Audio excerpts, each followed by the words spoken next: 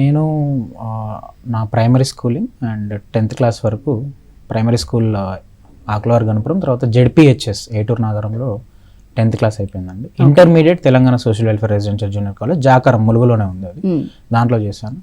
జాకారంలో చదువుకున్న క్రమంలో మా సారు రమేష్ బాబు గారు అని సారు నాకు ఎంసెట్ రాయిపించి ఉస్మానియా యూనివర్సిటీలో బీటెక్ ఫుడ్ టెక్నాలజీలో సీట్ వచ్చేలాగా సారే వెబ్ ఆప్షన్స్ పెట్టి సీట్ వచ్చిన తర్వాత సారే ఒక 1000 రూపాయలు ఇచ్చి, అప్పుడు 1000 రూపాయలు అంటే మాకు చాలా పెద్ద అమౌంట్, 1000 రూపాయలు ఇచ్చి ట్రైన్ ఎక్కిచ్చి కాజిపేటలో హైదరాబాద్కి పంపిస్తాడు సార్.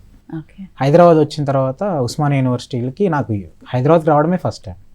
మా బావగారు అప్పుడు హైదరాబాద్ సెంట్రల్ యూనివర్సిటీలో he's pursuing his PhD, Empelli Bhaskar అని. మా బావ నన్ను సికింద్రాబాద్ రైల్వే స్టేషన్లో రిసీవ్ చేసుకొని ఉస్మానియా యూనివర్సిటీకి తీసుకెళ్ళి అక్కడ ఒక 20,000 ఫీజు కడతాను. నాకు కాలేజ్ ఫీజు కట్టడానికి కూడా డబ్బులు లేవు అప్పుడు.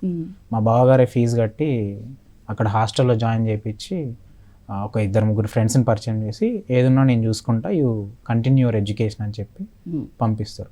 That is new exposure for me, hailing from Eturunagaram area, agency area, coming to urban society, urban lifestyle, అవన్నీ నాకు చాలా కొత్తగా ఉండేవి.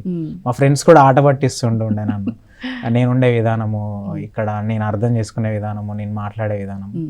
But that is how you learn when we get expose to the new cultures.